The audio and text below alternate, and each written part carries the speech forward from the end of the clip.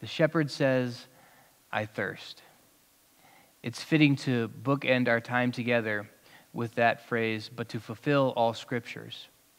It is fulfilling all scriptures when Jesus says, I thirst. If you've ever wondered what scripture he is fulfilling when he says he thirsts, and they give him that pointy stick with a sponge on it. Most scholars will rightly point to Psalm 69, verse 21, 21b, really. I'll read that for you. They gave me poison for food, and for my thirst, they gave me sour wine to drink. Definitely the fulfillment of the scripture written in Psalm 69. However, when Jesus says, I thirst, and the author records to fulfill all scriptures, I like to think that he meant all scriptures. All of the scriptures are about a thirst. All of the story of humanity on earth is about a thirsting. And I actually think we can find a more succinct way to understand this in Psalm 42, starting with verse 1. You may have heard this, it's familiar. As a deer pants for flowing streams, so pants my soul for you, O God. My soul thirsts for God, for the living God.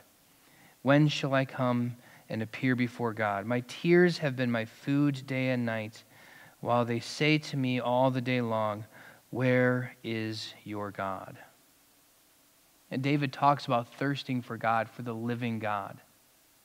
Thirsting to have a deeper connection and a relationship. Thirsting to be in a reconciled relationship with his Creator. This is what I think Jesus is speaking about when he says, I thirst. Surely Psalm 69, verse 21 is fulfilled in that sour wine that is offered to him.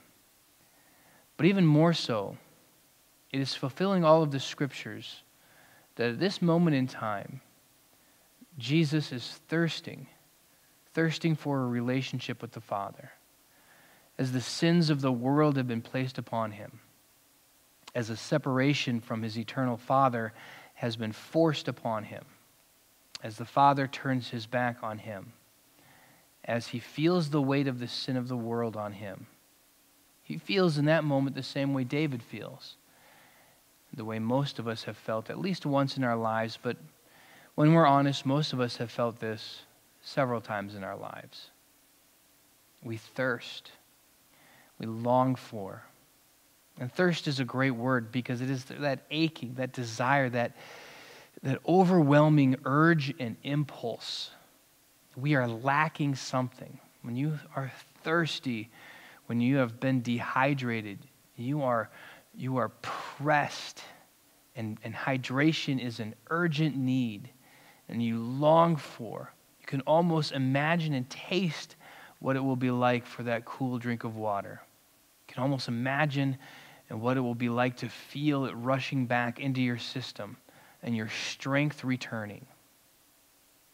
Jesus is feeling that in a physical way, but I believe he's feeling it in a spiritual way as well.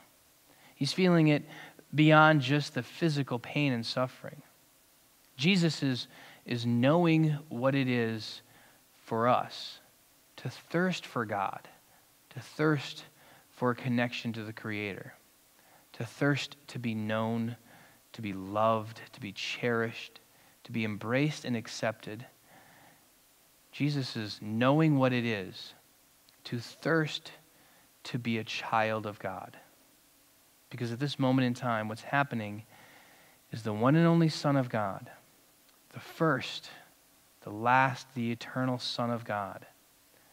This one is being rejected, losing his sonship, losing the inheritance, breathing out his final breath, closing his eyes, and dying. He knows what it is to thirst for life. He knows what it is to thirst for relationship. He knows what it is to thirst to be known and loved. In this moment in time, the thirst of Jesus is similar to our thirst. The thirst of Jesus, well, it's sin. It is sin manifest, not his own sin, not sin that comes from him. It's our sin placed on him. That weight of our sin, our own thirst, our own lacking, our own insufficiencies, those are pressed upon him. And those times in our lives when we thirst, when we desire, when we long for, when we feel insufficient, when we feel like we're lacking, it's a good time to remind ourselves that to fulfill all prophecies, Jesus thirst for us so that we don't have to long for, we don't have to desire. It is given to us. We hold our arms out and receive the good gift of community, of relationship, of reconciliation, of redemption, of justification, of love, of mercy. We have his mercy and his love. We have all of those things overflowing. Our cup runneth over, as David again says in the Psalms. Those fulfilled as well. Our cup runneth over with the Father's blessing, with the Father's acceptance, with the Father's love. Our cup runneth over because he thirsts.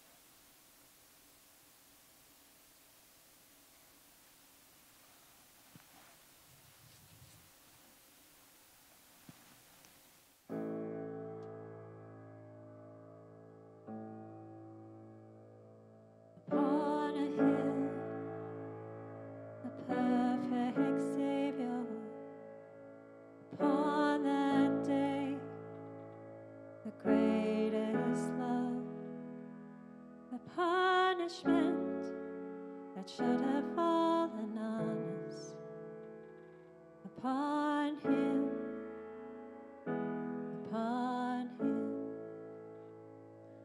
upon his head, a crown of thorns, upon his heart, a broken wound, the wage of sin, the weight of our transgressions, upon him,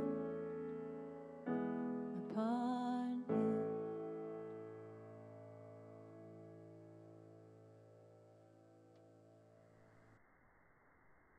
The Gospel of John, chapter 19, 17 to 30. And he went out bearing his own cross to the place called the place of a skull, which in Aramaic is called Golgotha.